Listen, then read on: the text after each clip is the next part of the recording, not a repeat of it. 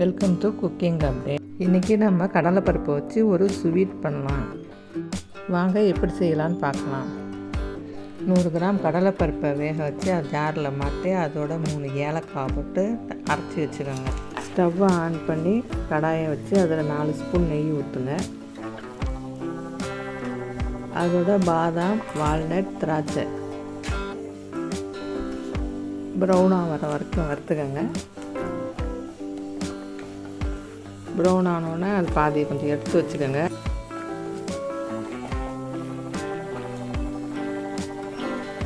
இப்போ அரைச்ச கடலைப்பருப்பு அதில் போட்டு நல்லா மிக்ஸ் பண்ணிக்கோங்க.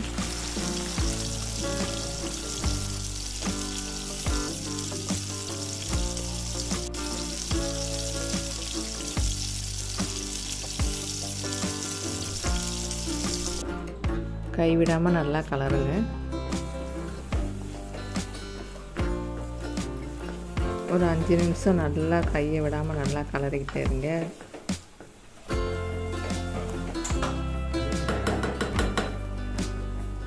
இப்போ அதில் ஒரு 100 கிராம் சீனி போட்டு சீனி மெல்ட் ஆகி கடலைப்பருப்பும் சீனியும் ஒன்றா வர அளவுக்கு நல்லா கலந்துருங்க.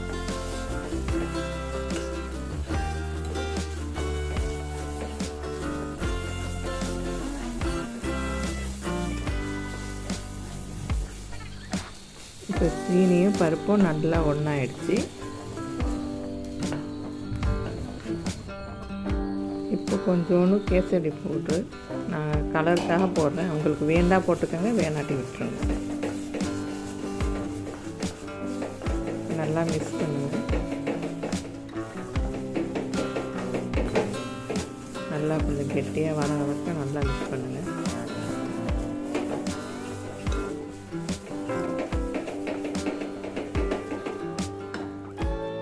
ரெண்டு ஸ்பூன் நெய் விட்டு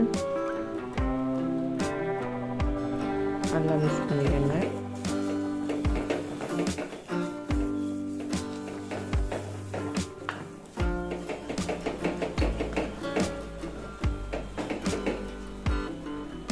இப்போ ரெடி ஆகிடுச்சு.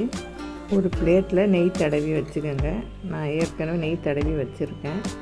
அதில் அந்த ஸ்வீட்டை மாற்றி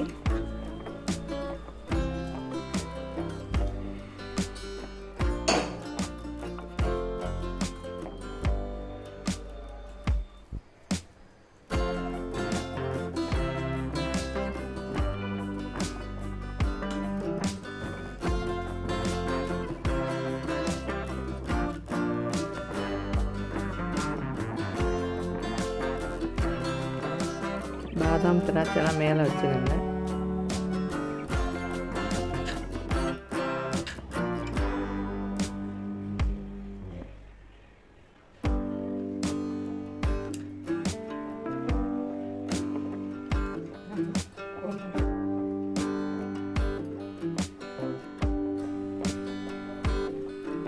ஒரு 1/2 மணி நேரம் ஆறுனதுக்கு அப்புறம் பீஸ் போட்டுக்கோங்க.